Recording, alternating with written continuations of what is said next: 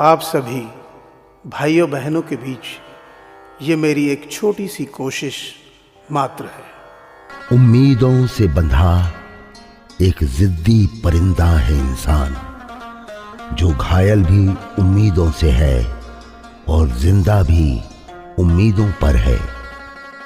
ये लगता था उसकी चालाकियां मुझे समझ नहीं आती। मैं बड़ी खामोशी से देखता था उसे अपनी नजरों से गिरते हुए। आईने के सामने खड़े होकर खुद से माफी मांग ली मैंने। सबसे ज्यादा अपना ही दिल दुखाया है, सबको खुश करते करते। चुप रहना भी एक तहजीब है संस्कारों की, लेकिन कुछ लोग हमें बेजुबान समझ लेते हैं। अब मत खोलना मेरी जिंदगी की पुरानी किताबों को।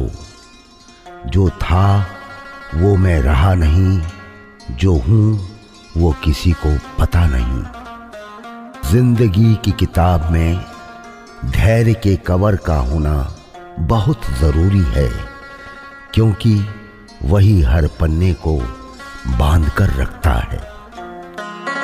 दुनिया में संभलना हम भी जानते थे, पर ठोकर भी उसी पत्थर से लगी जिसे हम अपना मानते थे। मेरी फितरत में नहीं है किसी से नाराज होना।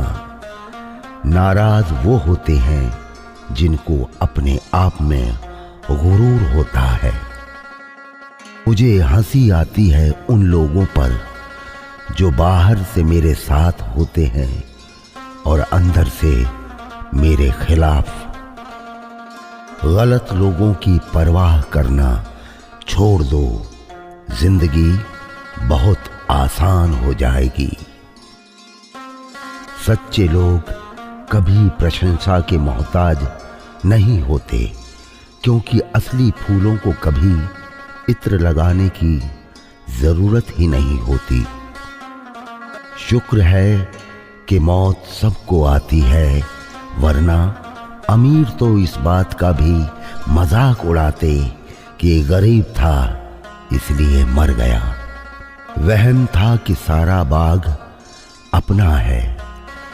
तूफान के बाद पता चला कि सूखे पत्तों पर भी हक हवाओं का था। पतझड़ हुए बिना पेड़ों पर नए पत्ते नहीं आते।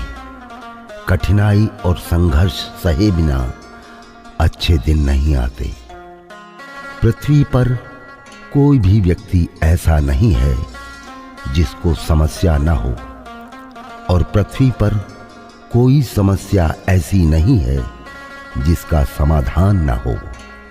समस्या के बारे में सोचने से बहाने मिलते हैं, समाधान के बारे में सोचने पर रास्ते मिलते हैं। जिंदगी को आसान नहीं, बस खुद को मजबूत बनाना पड़ता है।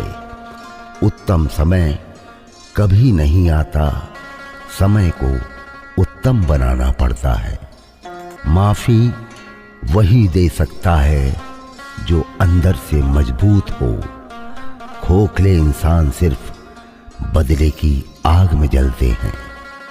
अब तो बड़ा मुश्किल काम दे दिया किस्मत ने मुझको।